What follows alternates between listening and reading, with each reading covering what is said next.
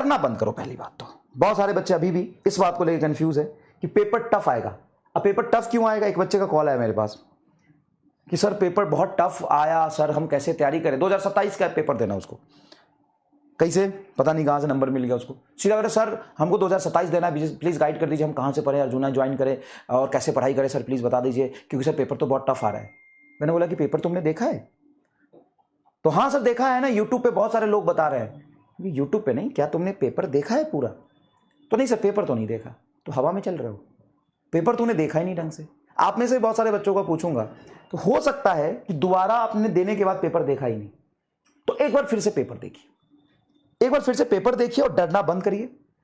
और पेपर देख के एनालिसिस करिए, आराम से एनालिसिस करिए कि नीट 2025 का मेरे हिसाब से जो चीजें हैं, 20 क्वेश्चन डायरेक्ट फॉर्मूला बेस्ड आपको मिलेगा 45 में से। आप देख लीजिए एक बार, direct formula based question NEET में आते हैं और इसके लिए आपको प्रैक्टिस करनी पड़ेगी।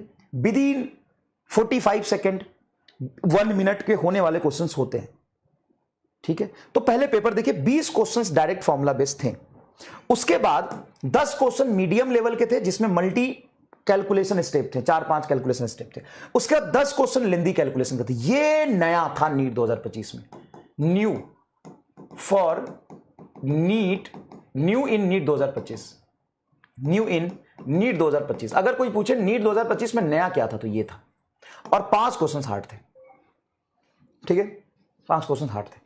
अगर कोई पूछे नीट 2025 में नया क्या था, नई चीज क्या थी, तो सुनो ध्यान से, नीट 2025 में नया क्या अचानक से हुआ, सुनना। 20 क्वेश्चन डायरेक्ट फॉर्मूला बेस्ड थे जैसे हर साल होते हैं, हाँ सर। 10 क्वेश्चन मीडियम लेवल के कैलकुलेशन में थे, 4-5 लाइन का कैलकुलेशन था, हर साल होता है, यहां तक हर साल होता है। तो 30 क्वेश्चन वैसे ही थे। बाकी के जो 10 क्वेश्चन में लेंदी कैलकुलेशन था, बहुत डीप कैलकुलेशन था, बहुत वहां पे फ्रैक्शंस थे, बहुत लेंदी लैंग्वेज था, ऑल्सो लेंदी लैंग्वेज था ये 10 क्वेश्चन। एंड ऑल्सो 4-5 क्वेश्चन ऐसे थे जो तो हार्ड लेवल पे थे। ये नया था, ये नया था। पहले ऐसा नहीं था, पहले यहां तक आता था या थोड़ा बहुत ये आता था, ये नया था। अब एनालिसिस करो कि तुम्हें अगर पता होता कि ऐसा भी पेपर आ सकता है तो क्या तुम यहां तक कर लेते टाइम निकाल के? अगर तुमको पता होता पहले से कि ऐसा ही पेपर आ सकता है, ऐसे क्वेश्चंस की प्रैक्टिस तुम पहले से करके जाते और तुम मेंटली इस बात को एक्सेप्ट करने के लिए तैयार रहते, तो क्या ये वाला पार्ट तुम कर सकते थे? हाँ सर ये तो हम कर लेते, अगर हमको पता होता कि चुन चुन के सवाल करना तो कर लेते।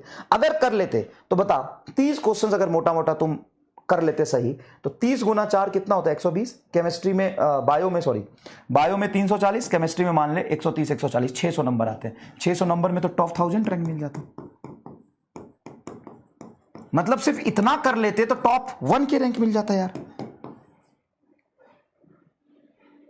हैं क्या बात कर रहे हो? टॉप 1000 रैंक, सर यही तो चाहिए था यार। टॉप 500 भी आ जाता, थोड़ा और पुश मारते। इस बार और मेहनत कर रहे हो तो सर इस बार तो टॉप 100 में जाना ही जाना है, तो हो जाएगा ना, हो जाएगा ना। देखो फिजिक्स में अगर तुम 30 क्वेश्चंस कर लेते, नीट 2025 की बात कर रहा हूं, केमिस्ट्री में इतना कर लेते, बायो में इतना कर लेते, तो 600 नंबर में तो टॉप 1 की रैंक आ गया। तो ये तो पूरा हो जाएगा, ये तो पूरा हो जाएगा, आराम से हो जाएगा। अब बात आती है कि अब अगर वैसा ही पेपर आ गया तो तुमको इसी अप्रोच के साथ चलना है कि पहले ये टारगेट 1 यहां तक करो, फिर ये टारगेट 2 है। ये पेपर तुम आराम से 40 मिनट में कर लो, 35 मिनट में कर लो, 40 मिनट 45 मिनट में ये पेपर कर लो। अगर 45 मिनट में भी ये पेपर कर लेते हो, 50 मिनट में भी ये पेपर कर लेते हो, तो तुम्हारे पास 15-20 मिनट बचेगा, जिसमें से ये तुम 5-6 सवाल, इसमें से 1-2 सवाल कर लेते हो, तुम्हारे नंबर आ जाएंगे 140 145 से आ गए टॉप 100 में आ गया। तुम कैसे आओगे टॉप 100 में? कैसे आओगे टॉप 100 में? बताओ ना, कैसे आ सकते हो टॉप 100 में? पहले टारगेट 1 को कंप्लीट करो, 20 क्वेश्चन जो डायरेक्ट फॉर्मूला आए थे उसको, ऐसा पेपर आया तो फिर ये करो, फिर ये जो लेंदी कैलकुलेशन वाले थे उसकी संघर्ष असाइनमेंट दे रहा हूं, प्रैक्टिस करो। क्लास में लेवल अप करा रहा हूं, उसकी प्रैक्टिस करो, उसको प्रैक्टिस करो, ये पूरा डन करो। ये इसमें से तुम 8 क्वेश्चन कर लिए तो 8 पर 40 140 नंबर, 145 नंबर आ गए, बस खत्म। और फिर भी टाइम बचता है तो इस पे एफर्ट्स मारना, जैसे तुम वो संघर्ष असाइनमेंट में बहुत अजीबोगरीब सवाल दे देता हूं। और अगर तुम पहले ही अपने ईगो पे आ गए और इसी के लिए तुम सिर्फ तैयारी कर रहे हो, सिर्फ इसी पे फोकस कर रहे हो, तो ये छूट भी सकता है। अगर तुम यहां पे पहले ही 5 मिनट 10 मिनट लगा लिए तो कॉन्फिडेंस डाउन हो जाएगा। इसके एक सवाल और इसके एक सवाल में नंबर सेम मिलना है, तो पहले कौन सा एक सवाल करोगे? ये ऐसा पेपर है जिसमें आपको 3 घंटे में 180 सवाल देखने हैं। 3 घंटे में 180 सवाल पढ़ना किसी के लिए पॉसिबल नहीं हो पाता है, करना तो बहुत दूर की बात है। आपको पहले पूरा का पूरा बायो में 340 प्लस स्कोर करना है, केमिस्ट्री में 140 प्लस स्कोर करना है, उसके बाद फिजिक्स में आप जाते हो तो पहले कौन सा अटेम्प्ट करोगे? पहले ये करोगे, तो इसकी प्रैक्टिस टॉप नॉच रखो, ये करोगे, फिर तुम यहां पे जाओगे। अगर तुम यहीं पे चले गए डायरेक्टली और 5-10 मिनट यहां पे लेंदी कैलकुलेशन में खराब कर दिए, एक भी तुम्हारा सिलेक्शन खराब हो गया, एक भी क्वेश्चन का चॉइस खराब हो गया, एक भी तुम गलती से इसमें फंस गए, तो सारा मेहनत बायो और केमिस्ट्री में जो किया खत्म हो जाएगा। तो make your target, make your goal and achieve with planning. क्या करना है, कैसे बढ़ना है। अब इतना ज्यादा पैनिक होके प्रिपरेशन करने लगे हम कि हम इस बेसिक चीज को ध्यान ही नहीं दे रहे। तो भाई 2024 में बच्चों का जो पेपर आया था कैसा आया था? यहीं पे खत्म हो गया था पेपर पूरा। तो हो सकता है कि ऐसा पेपर आ जाए, हो सकता है ऐसा पेपर आ जाए, हो सकता है इसका पोर्शन 4-5 और बढ़ जाए, इसका पोर्शन 4-5 और बढ़ जाएगा, तो वो जीतेगा जो बायोलॉजी और केमिस्ट्री को अच्छे से करके जाएगा। क्योंकि इसके एक क्वेश्चन में 5-7 मिनट लगाना, इसके 5-7 मिनट यहां पे 15 क्वेश्चन हो जाएंगे। तो आपको पहले इस तरीके से पढ़ना है कि हमारा कंसेप्ट बहुत अच्छा बिल्डअप हो जाए, लैंग्वेज की डिकोडिंग हो जाए, कैलकुलेशन की प्रैक्टिस अच्छी हो जाए, लैंग्वेज से क्वेश्चन डिकोड करना आ जाए, अच्छे से पढ़ाई हो जाए। ये पूरा कर लो, ये कर लो, ये कर लो, और फिर इस पे जंप करो और स्टार्टिंग से ऐसे क्वेश्चंस की प्रैक्टिस करो।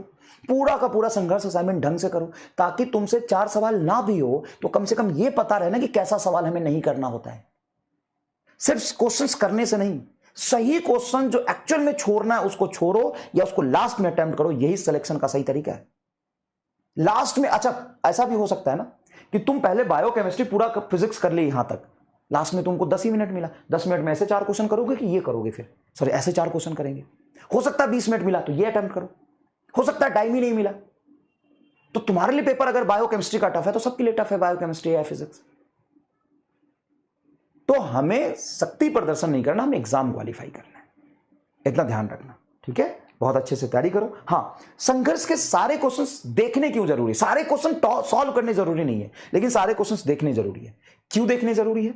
क्योंकि आपको आइडिया लगेगा कि कैसे सवाल हमसे नहीं हुए थे और कैसे सवाल हमसे सारे हो रहे हैं। तो एग्जाम में कौन सा क्वेश्चन पहले करना है, कौन सा क्वेश्चन लास्ट में करना है, इसका आइडिया मिल जाएगा आपको। डन है? डरना बंद करो। Trust your self, work hard, trust your self, work hard, भरोसा करो अपने आप पे, मेहनत करो, तुम कर सकते हो एंड तुम जीत सकते हो। ठीक है, परेशान मत हो, सब हो जाएगा। एंड